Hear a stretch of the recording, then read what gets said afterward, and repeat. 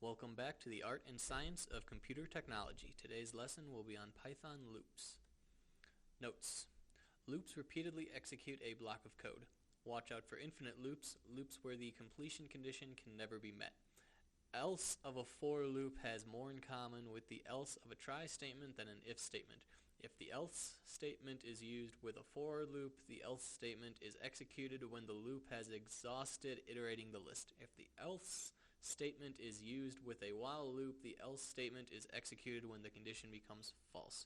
So a little bit long there, but it should make sense later on. Just go ahead and read it a few times. A lot of it is terms that we haven't really covered, like a try statement, for instance, isn't even going to be covered until the unit or the lesson about exceptions. But if you already have some programming experience, you should be able to make sense just by reading it over once or twice. Types of loops: while loops, for loops, and nested loops. For while loops, it repeats a statement or group of statements as long as a certain condition is true. Tests the condition before executing the loop body. For loops executes a sequence of statements multiple times and abbreviates the code that manages the loop variable. So a lot of those are going to be either you're going over a string or through a list or something like that. Also things that are going to be covered in future lessons. And nested loops are simply loops inside of loops. So it could be a while loop inside of a while loop inside of a while loop. For loops. Python's for statement iterates over the items of any sequence, a list or a string, in the order that they appear in the sequence. Iterating over the sequence doesn't implicitly create a copy, but slice notation makes creating copies particularly convenient. Use range for iterating over a sequence of numbers, which makes it really easy to just create a blank list if you ever have use for that, and that'll be one of the examples as well. Control statements: break, continue, and pass. Break, as in C, breaks out of the innermost enclosing for or while loop. Continue, as with C, continues on to the next iteration of the loop. Pass, does nothing. Can be used when a statement is required syntactically, but the program requires no action. So again, that's kind of the exact same thing as the no out pass from the previous lesson. Moving on to the example code. Quick overview for anybody who wants to read it ahead of time. Alright, so import time for the use of the sleep function. Importing has to deal with modules and packages and all that kind of stuff, which is also a future lesson. But for now, just know that we need to import time so that we can use this sleep function over here. So you call it with this and then dot, and then here's the actual function. So it'll be the time module or the file. Basically the module is just going to be the file without the extension. But anyways, future lesson. So x is equal to 0 while x is less than 20. Print x. X gets plus and equal to 1. This is just going to increment x by 1. I'm pretty sure Python doesn't have... Oh, wait, actually. So it does. Alright, so anyways. So here's what we just printed out. X gets equal to 0 while... So x is currently 0, and then it's going to start this loop, and then every single time that it goes over, it'll reach the end of the loop right here between the else and this last statement. So as long as this condition is true, it's going to keep doing another loop cycle. So you're going to print x, and then you're going to increment x, and then eventually it'll reach 20, as you can see over here, and then it will finally print done, which refers back to that long thing that we were talking about with all the else's and the if statements and the while loops. This is where the else comes in. So once we finally reach this terminating condition, then the else is going to execute, and that's why it prints done over here. So just to show what the infinite loop is, I have the example here if you want to read it real fast, but rather than going and Xing out everything and going through all that, I'm just going to change this to the opposite, or change this to a negative. And then there we go. And since x is going to constantly be decreasing rather than increasing, it will never reach this 20. So run that, and as you can see, very quickly it just goes up to whatever thousands of numbers it's at. So that, if you're dealing with something that's just a simple terminal and just a few lines of text, probably won't create too much of a problem, but if you're dealing with something that has to do with graphics and all that kind of stuff, which uses a lot of memory, you could quickly crash your system just with an infinite loop. So something to be aware of there. So let's see here.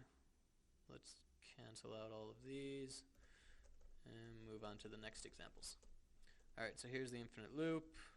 I guess I'll go through this one just because here you can see while true, so obviously that's always going to evaluate to true. So if we just leave that as it is, then let's run that real fast and see what happens. See, it'll just keep printing.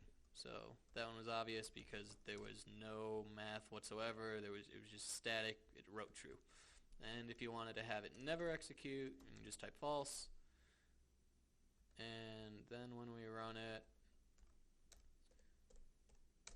it doesn't do anything because it just stays false. So that's all covered. I can just kind of leave that there. Moving on to over here now. Alright, so x is going to be 10, y is going to be 20, and then while x is less than y, here's another infinite loop number 2, so we're going to turn this number and just print it as string so that again, because you can't concatenate numbers with strings, so we have to cast this integer value into a string value so that we can print this whole statement. And then x is going to become -1, and then this one, I just added the time.sleep function so that you can see how it's just going to keep executing the way it is. So right here, just keeps decreasing, and since it's always going to be lower, it'll just keep going and going and going. So we can go ahead and comment those back out. And again, feel free to just play around with the code yourself. And alright. So here's going to be our for loop. So for x in range 10 is going to print x plus the dot. And this is what I was talking about, where you can make a list really simply. So we're just going to run that. And I guess, where are we at here? File back, line 31, print x. Alright, so this should be a number, I guess. So string, go like that. And now if we run it again, there's your list.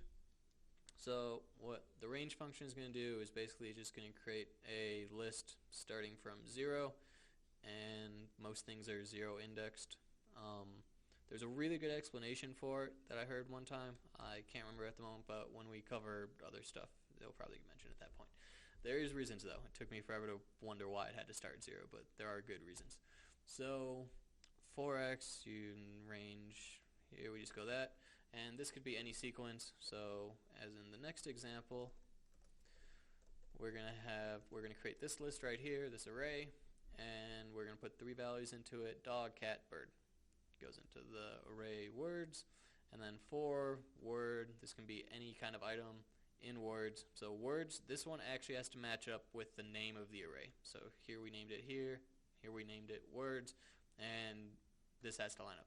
This, on the other hand, could be anything. So you can have that. The only thing is that this one right here has to match up with this one.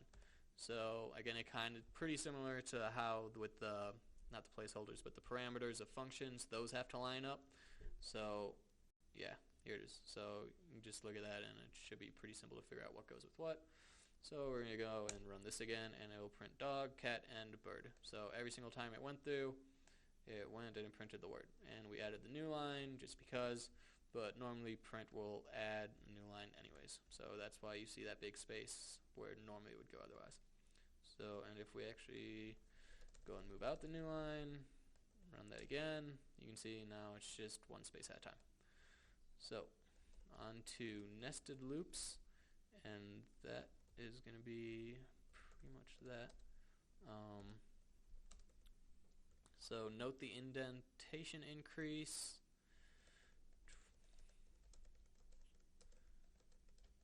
Alright, so we got the nest x and we got the nest y. So nested x and y. Nest x is going to be 20, nest y is going to be 1. While nest x is less than 30, print nest x, and then the value of nest x.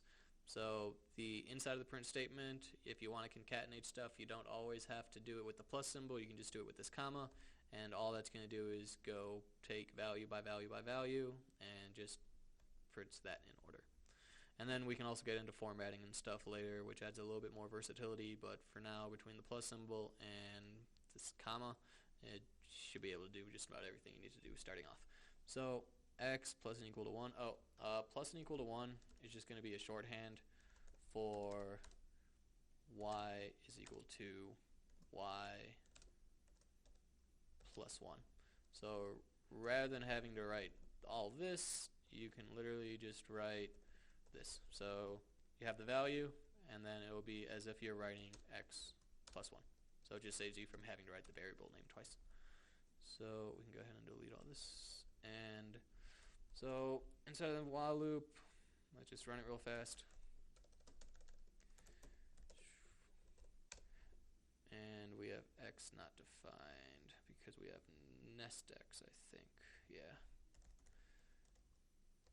Nest x and then nest y. Nest y. Alright, so at this point, most of you can probably figure out what this does. If not, go ahead and try to run it or just look at the example. And you're going to go loop through all these, and pretty simple. Let me see if I can just stay on that. Okay, so we're going to loop this, and then as long as this is true, it's going to go through the entire while loop. But once we hit this while loop, we're going to have to go through this one a bunch, and then when this while loop is complete, then we finally continue on with the original while loop. And since this one's going to be already completed by the time it runs through, that's why we start here, which is going to line up with this while loop over here.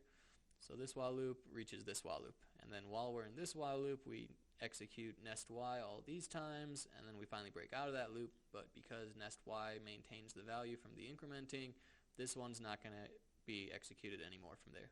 So then we finally finish up with all the nest x loops, and that's all for that. So I do believe that is that for this lesson. Thank you very much, and have a great day.